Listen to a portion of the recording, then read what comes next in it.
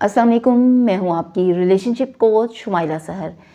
Obsessive passion और healthy relationship के दरमियान इब्तदाई अयाम में फ़र्क करना बहुत मुश्किल होता है, क्योंकि आप एक थ्रिलिंग जॉय राइड पे होते हैं और अपने ही जज्बात के कंट्रोल में होते हैं, और अपने ही जज्बात के कंट्रोल में होते हुए आप बहुत तेज़ रफ्तारी के साथ ज़िंदगी की सड़क पे जा रहे होते हैं।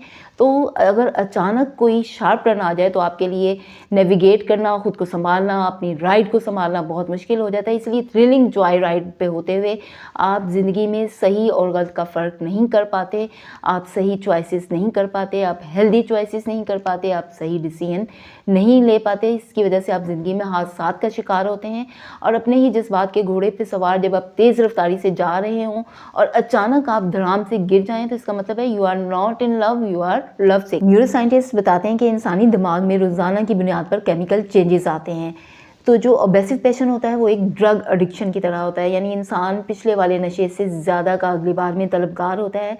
तो ऐसा रिलेशन जो है वो लॉन्ग टर्म नहीं बन पाता, लॉन्ग टर्म नहीं होता है।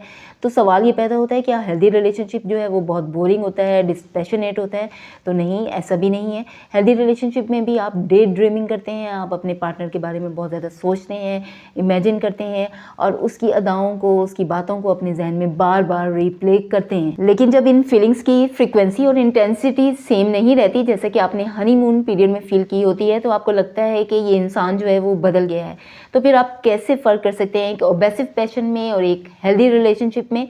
अगर तो आप टेम्परेरी तौर पर खुद को खोया हुआ महसूस करते हैं 1 माह के लिए या चंद माह के लिए, और आप अपने पार्टनर के बारे में बहुत ज़्यादा इमेजिन करते हैं, तो ये एक रिलेशनशिप बिल्डिंग का एक नॉर्मल हिस्सा है।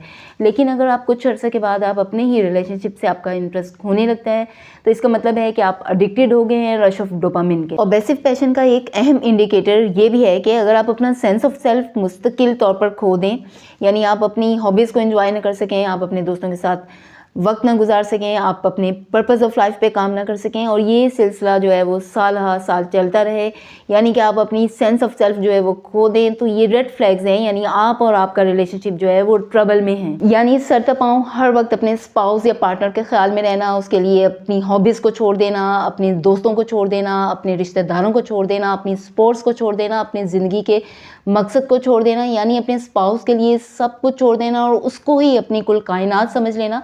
तो ऐसे रिलेशनशिप की बुनियाद शेकी ग्राउंड पर होती है, और इस आदत और पैटर्न में से निकलना खासा मुश्किल होता है। लेकिन इसके लिए सबसे पहला स्टेप है सेल्फ अवेयरनेस, यानी आप अपनी बारे में जानें, अपनी इनफरादी शख्सियत को कबूल करें, अपने स्पाउस की इनफरादी शख्सियत को कबूल करें, खुद भी ग्रो करें और उसको भी ग्रो करने दें। Thank you.